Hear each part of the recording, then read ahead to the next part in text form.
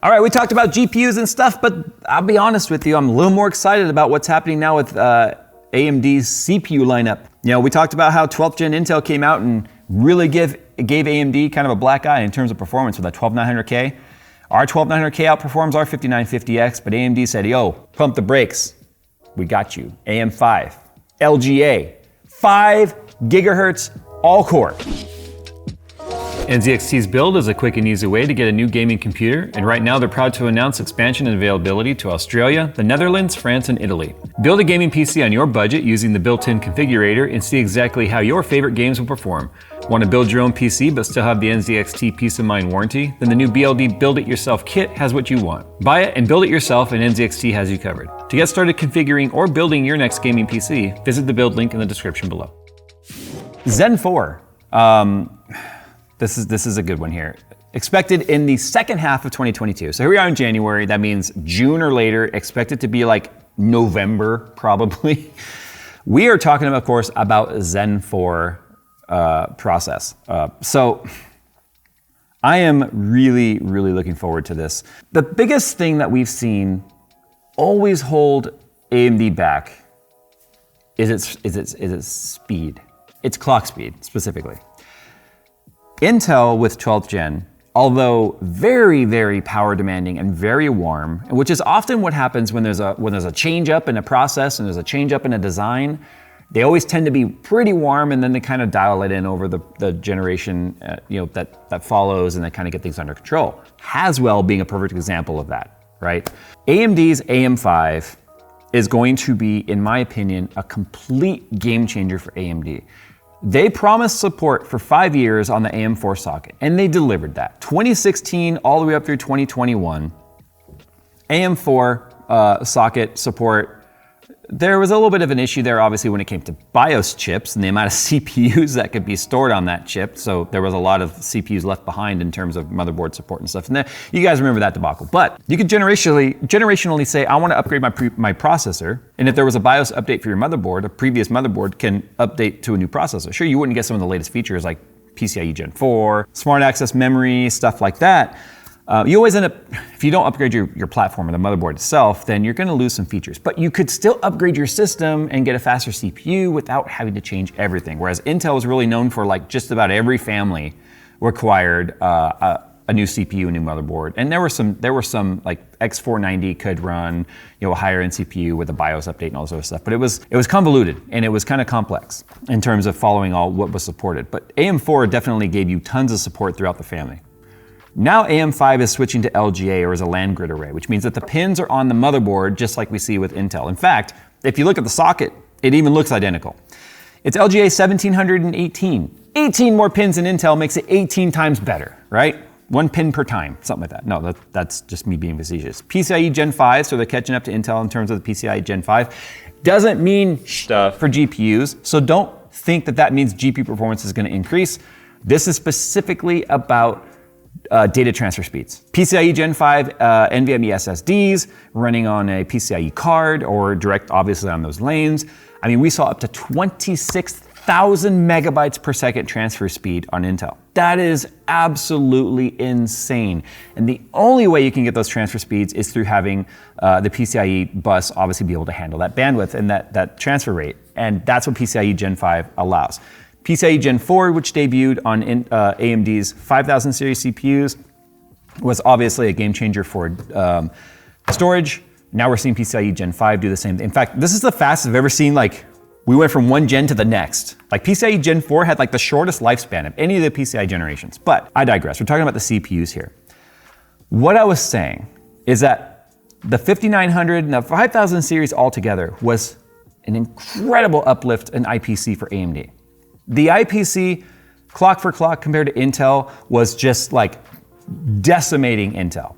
Intel's process, the 14 nanometer plus times to the third power, was just continuously falling behind AMD in terms of IPC. And then the 5000 series, like 5900X, 5950X, those clock speeds, that IPC uplift was making them just destroy Intel when it came to gaming performance. And that was when the 11900K came out. Remember, they even dropped cores off the 11900K versus the 10900. So it ended up being an 8-core 16-thread versus a 10-core 20-thread. Now with Intel's 12th gen, you obviously have E cores and P cores, and it's a very complicated design now, which makes a lot of heat and such. AMD was not able to get anywhere near Intel in the all-core performance. Intel, you could just go into the BIOS, click sync all cores, and if you had proper cooling, and you went in there and adjusted the voltage properly to kind of make it a little bit better in terms of not needing to pump as much voltage in there as the motherboards would like to do, you could get 5.0, 5.1, 5.2 all-core if you had the cooling. AMD could not really go above like 4.4, 4.5 for the most part. Sure, its single core could hit 5.0, 5.1, 5.2, but Intel's single core was going 5.3, 5.4, now 5.5. So you could see how, although Intel didn't have the IPC, they had the clock speed bump, which brought the performance back up. AMD now is claiming Zen 4, 5 core, or 5 gigahertz all core. That is going to be an absolute game changer for anything CPU, whether it be rendering, just general computing and processing, whatever the project may be, gaming, all of it is going to see a massive uplift. In fact, they've even completely redesigned the way that the heat spreader looks. I think it's cool looking. It's too bad you can't see it. It looks very space aged. But the new Zen 4 architecture, and I would expect it to have a IPC bump as well. Remember, all the information we're going off of right now is extremely cryptic. When they're announcing something 6 months off, a lot of information, a lot of stuff can change. But if they're touting that now, and they get improvements in the next 6 months, and we see 5.0, 5.1 all-core, it's almost like game over again for Intel. And right now, you guys know I'm building a 12th gen system for myself to do long-term testing with, which makes me, I see this now going, in 6 months, am I gonna have to do it again? Probably, that's what I do around here. It's a labor of love. Obviously, I have no problems building computers and playing around with them. It's what we do around here. Anyone would do the same thing in my position. Yeah, I just need 2 systems at home now. I just need an AMD and an Intel. Why not, right? Just color code them, one's red, one's blue. I know. I just feel like using AMD today and whatever. This is good though. When you've got someone that's an enthusiast like me that just is constantly like, which one should I go with? I don't know, they're all so good. That's such a good thing. Who knows what the full lineup is gonna look like, what the core counts are gonna be, because one of the things that you don't get with Intel right now is a high core count. Remember, it's a 16 core, 24 thread, 1200K, which is weird, right? Because obviously the E cores don't have hyperthreading. Only the P cores do. And there's only 8 of those. So you have 16 plus 8, which gives you 24. So the competition in the CPU land is good. Unfortunately, if you want to adopt this, new motherboards, DDR5, which we haven't seen yet whether or not like Intel, if we're gonna have a DDR4 backwards compatible motherboard, but DDR5, which right now is harder to get than any graphics card, that's the downside.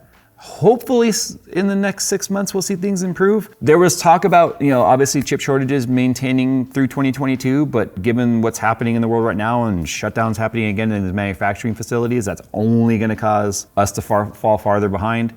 This is just like amazing fruit that's dangling just out of reach because you want it, but you can't get it. And even if you have the money and you're like waving it around, nobody wants it because they can't sell you anything, and it's just terrible. It sucks, but I can't wait to get my hands on this. We use all AMD around here. I don't know if you guys know that. The 12th gen system I'm building for myself is because I want to see what that day-to-day daily life is like on that. But in terms of the systems we've been using around here, heck, for the last 3 years, all AMD. I'm currently on Threadripper, Phil's on a Threadripper, Nick's on a 5950X. And Nick's an all AMD. Nick's an all AMD because he has 6900 XT or 6800 XT in there as well. So, yeah, I mean, Phil's running a 3080, I'm running a 3090. Because I'm the boss. So, no, we're gonna update Phil. Don't worry. But yeah, we run all AMD systems around here, and something like this is something exciting that I'm looking forward to. All right, guys. AMD news. I wish I had more for you, but I should actually caveat that with the fact that they do have a 5800X3D, which has a amazing amount of cache in it, which is what they're saying, giving it a 15% performance increase above a 5900X, which the 5900X is always my go-to CPU because I felt like the CCX layout on that versus the 5950X gave it better latency. Now with that amount of cache in the 5800X, that makes it like the 5800X 3D, by the way. It has to have the 3D number or moniker on there. Gives it an uplift in performance. Maybe we should retest a 5800X 3D versus like 11900K or even 12th gen.